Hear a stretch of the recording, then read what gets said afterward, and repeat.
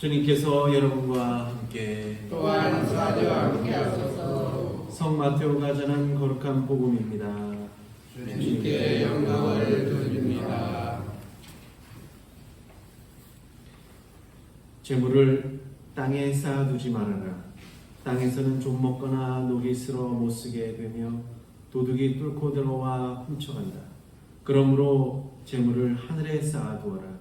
거기서는 좀 먹거나 녹슬어 못 쓰게 되는 일도 없고 도둑이 뚫고 들어와 훔쳐가지도 못한다. 너희의 재물이 있는 곳에 너희의 마음도 있다. 그러므로 나는 분명히 말한다. 너희는 무엇을 먹고 마시며 살아갈까? 또 몸에는 무엇을 걸칠까 하고 걱정하지 말아라. 목숨이 음식보다 소중하지 않느냐? 또 몸이 옷보다 소중하지 않느냐? 공중의 새들을 보아라. 그것들은 씨를 뿌리거나 거두거나 곳간에 모아들이지 않아도 하늘에 계신 너희 아버지께서 먹여주신다. 너희는 새보다 훨씬 귀하지 않느냐? 너희 가운데 누가 걱정한다고 목숨을 한 시간인들 더 늘릴 수 있겠느냐? 또 너희는 어찌하여 옷 걱정을 하느냐? 들꽃이 어떻게 자라는가 살펴보아라. 그것들은 수고도 하지 않고 길쌈도 하지 않는다. 그러나 온갖 영화를 누린 솔로몬도 이 꽃 한 송이만큼 화려하게 차려입지 못하였다. 너희는 어찌하여 그렇게도 믿음이 약하냐? 오늘 피었다가 내일 아궁이에 던져질 들꽃도 하느님께서 이처럼 입히시거든 하물며 너희야 얼마나 더 잘 입히시겠느냐? 그러므로 무엇을 먹을까, 무엇을 마실까, 또 무엇을 입을까 하고 걱정하지 말라. 이런 것들은 모두 이방인들이 찾는 것이다.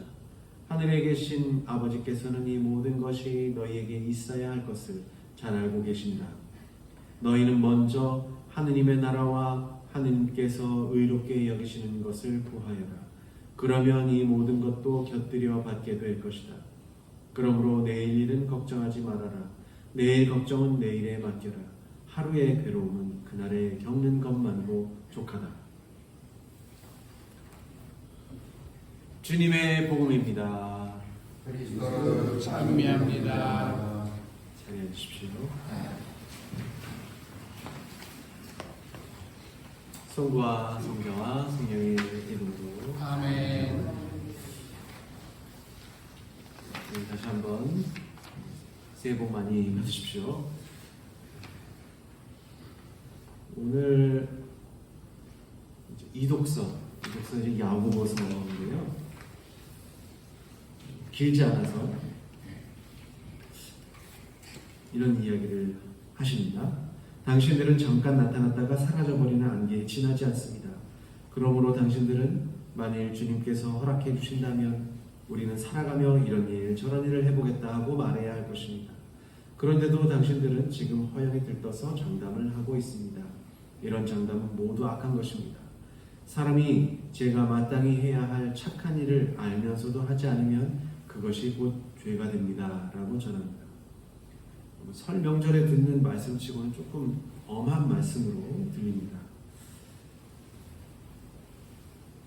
이 과학기술과 의학이 발전해서 점점 인간의 수명이 늘어갑니다만 결국에는 마지막 날을 맞이하게 됩니다.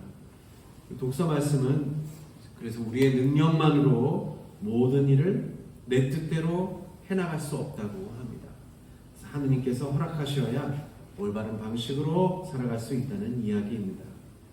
게다가 사람이 마땅히 해야 할 착한 일을 알면서도 하지 않으면 그것이 곧 죄가 된다고 적극적으로 표현합니다. 그저 악한 행동을 하지 않으면 그만인 것이 아니라 착한 일을 하지 않아도 죄가 된다는 것입니다. 하느님께서 허락하시는 일이 악한 일이 아닐 것이고 자신의 욕심을 채우기 위해 남을 속이거나 누군가를 조종해서 그의 것을 가로채는 일은 아닐 것입니다. 한마디로 다른 이들을 죽이는 행위를 피하라는 말씀입니다.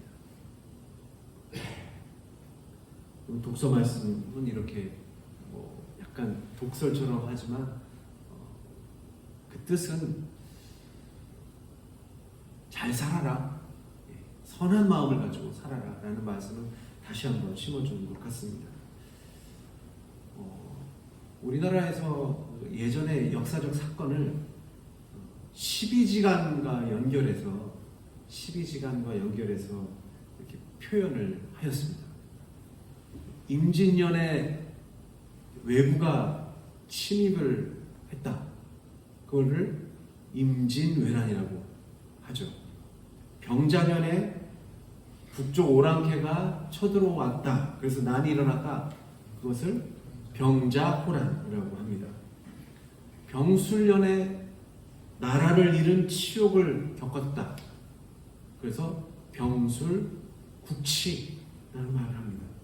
올해는 특히 이제 120년 전에 일제가 이 땅에 들어와서 외교권을 박탈한 해였습니다. 그래서 을사년에 일어났다 해서 을사조약이라고 하죠. 근데 조약이라는 것은 이제 동등한 입장에서 이렇게 이제 뭔가를 이제 외교적인 방식으로 계약을 맺는 거잖아요. 근데 사실 동등한 입장은 아니었죠. 그러니까 강제로 하였고 누군가를 내세워서 조약을 체결하게 한 거죠. 배임을 해서. 그래서 그거를 을사늑약이라고 합니다. 강제로 했다는 표현도 쓰기도 합니다. 많죠? 이렇게 이런 역사적인 해서 표현하는 것들이 많습니다. 그러다가 어느덧 숫자로 이제 사건을 표현하기 시작하는데 6.25가 대표적이고 8.15 해방 그렇게 그렇습니다. 이 조선 시대에는요, 근데 제가 말씀드린 것처럼 이렇게 네 글자로 된 기묘사화라든지 또 여러 가지가 있죠. 임오분란, 임오년에 일어났다. 을사년, 특히 을사년은 날씨가 이렇게 을씨년스럽다라는 것도 아마 이때 나라가 흉흉해지고 망해가는 기운 때문에 왔다고 이야기를 하는 것처럼 그렇게 네 글자로 조선시대에서는 이렇게 네 글자의 말로 이 역사적 사건을 표현했습니다. 그해, 기민년, 을사년, 병술년, 임진년, 병자년 이렇게 표현을 했던 것이죠. 일제는 을사늑약을 거치고서 국권을 강탈하기가 너무 쉬워졌고요. 무척 쉬워져서 계획대로 일을 진행하였습니다. 외교권을 강탈하기 이전에 군사권도 뺏어버렸기 때문에 나라가 망하는 일은 시간 문제가 되었죠. 이러한 일련의 사건은 이 땅의 사람들에게 치욕을 안겨주었고 그것이 사실은 트라우마가 되었습니다. 그래서 일본의 지배를, 일제시대의 지배를 받았던 것이 사실 하나의 트라우마가 된 것이죠. 그래서 이 거대한 집단적인 트라우마가 아직 남아있습니다. 근데 이렇게 거대한 집단적인 트라우마만 있는 것이 아니죠. 개인에게도 트라우마가 있습니다. 트라우마라는 것은 상처를 입는 것이죠. 여러 심리학자와 정신과 의사들은요, 어렸을 적의 트라우마가 평생을 따라다닐 수 있다고 합니다. 보통 이런 아픈 상처들은 가족과 같은 가장 가까운 사람들 사이에서 일어나곤 합니다. 부모에게 상처를 입었다든지, 형제 간에 상처를 입었다든지, 가까운 친구에게 상처를 입었다든지, 존경해야 할 선생님과 우던에게 상처를 입었을 때 사실 그 충격이 이루 말할 수 없습니다. 그럼에도 어떤 사회적 관습과 예의 때문에 가슴 깊이 이렇게 꾹꾹 담아두고 잊어버리게 되면은 그것이 극복되는 것이 아니라 사실 상처가 더 깊어진다고 하죠. 그리고 그것이 결국에는 뛰쳐나온다고 이야기합니다.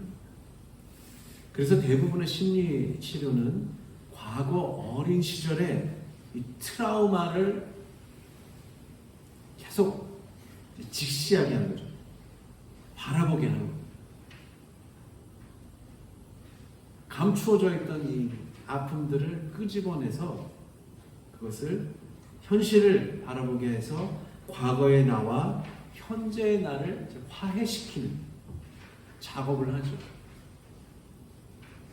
그러니까 이 트라우마가 거의 대부분 어렸을 때 일어난다고 합니다. 그런데 우리는 다 잊어버렸다고 생각하지만 사실 이 마음속 어딘가에 깊이 자리하고 있다는 것이죠. 근데 이 화해시키는 건데요. 이 화해한다는 의미는 결국 서로 용서를 구하는 일입니다. 그 과거를 제대로 바라보고 그때 내가 이런 상처를 입었구나. 그때 누군가와의 관계가 이렇게 깨졌구나.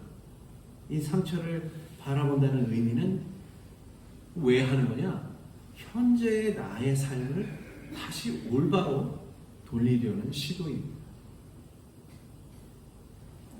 그래서 우리가 계속 역사 바로찾기라고 많이 이야기를 하죠. 그러니까 이 역사적 집단적 트라우마의 원인을 제대로 바라보고 잊지 않으려는 노력하고요.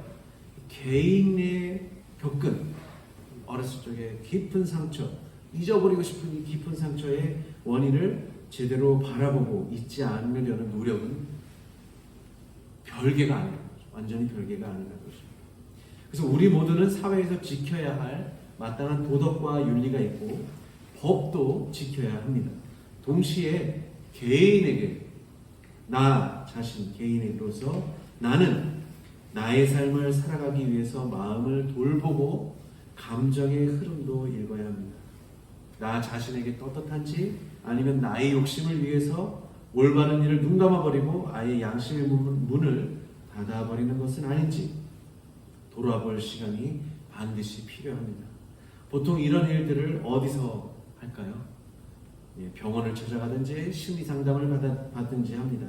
적어도 우리 신앙이니까 교회에 와서 기도도 하고 묵상도 하고 또 성서를 읽으면서 하나님의 목소리에 귀를 기울이기도 합니다. 역사 이야기를 좀 했지만 120년 전 이 을사늑약이 벌어지던 해에 냉정리 교회가 시작이 되었습니다. 나라가 심하게 어지럽고 망해가던 시기에 우리의 고조부, 고조모, 증조 부모님 또 할아버지 할머니들이 이 교회를 시작하셨고 이 터에서 기도하셨습니다. 물론 이렇게 오랜 시간 중에 가족들 간의 사이가 멀어지기도 하고 친척 간의 다툼이 벌어져서 지금은 연락이 끊기기도 하고 교회에서 모이지 않기도 합니다. 그럼에도요, 어떻게 하든지 하느님의 집을 지키기 위해 노력하던 우리 조상들의 모습이 있었고 하느님께서 돌봐주셨기 때문에 교회가 숨쉬고 살아갑니다.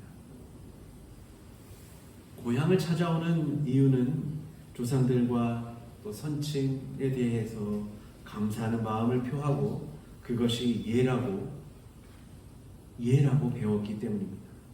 당연히 하느님께서 교회로 불러주셨고 올바로 살도록 허락하셨기에 또 감사합니다. 그런데 중요한 이유가 또 있습니다. 그 감사하는 마음과 예절을 지금 우리가 이 자리에서 표하고 하느님 앞에서 떳떳하게 살아가고자 경배드리고 예의를 표하는 것이 지금의 나를 위해서 그리고 우리 선조들을 위해서가 아니라 후손들에게도 그것이 고스란히 기억에 남기 때문입니다.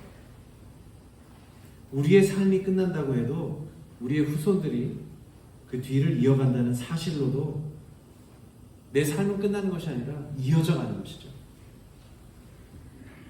유교적으로도 그런 이야기를 하죠. 유교에서도 왜 그렇게 자식을 낳을까? 나의 삶이 끝나는 것이 아니라 후손으로 계속 나의 삶이 이어진다는 것이죠. 나의 삶도 선조로부터 계속 이어져온 삶을 그대로 이어왔다는 것을 말하고 있습니다. 마찬가지죠. 신앙인들도 하느님으로부터 받은 생명을 선조로부터 받았고 그 신앙을 또 내가 받았고 그 신앙이 나의 후손으로 이어져 간다는 것이죠. 조상들에게 부끄럽지 않은 삶을 살겠다고 다짐하는 것만큼이나 후손들에게도 부끄럽지 않은 삶을 살겠다는 의지는 중요합니다. 그래서 우리의 눈이 흐려지지 않고 정신이 혼미하지 않고 자녀들에게 마지막 사랑을 베푸는 아버지, 어머니가 되어야 하는 이유도 거기에 있습니다. 늦지 않았다는 것이죠. 아버지로서, 어머니로서 자녀에게 혹시 모를 사랑을 전해주지 않는다면 아직 남은 시간이 있다. 우리가 가족으로부터 겪은 트라우마와 아픔은요, 가족 안에서 해결하는 것이 제일 빠른 길입니다. 용서하는 마음과 사랑이 우선인 것이지, 누구 때문에 그랬다, 남 탓을 하는 것이 우선이 아닙니다. 자신의 아픔이 이러이러하고 저러저러했다라고 이야기하는 것이 누구를 비난하기 위해서 하는 것이 아니라 그저 서로 사랑하자고 용서하면서 살아가자고 손을 내미는 것입니다. 오늘 이렇게 교회에 모여서 우리의 삶을 내어주신 조상들의 영혼을 기리는 가운데 지금의 삶을 살아가는 우리 가족분들과 더 깊은 사랑과 용서 그리고 남다른 우애를 다지는 시간이 되기를 기도합니다. 성부와 성자와 성령이 함께 아멘.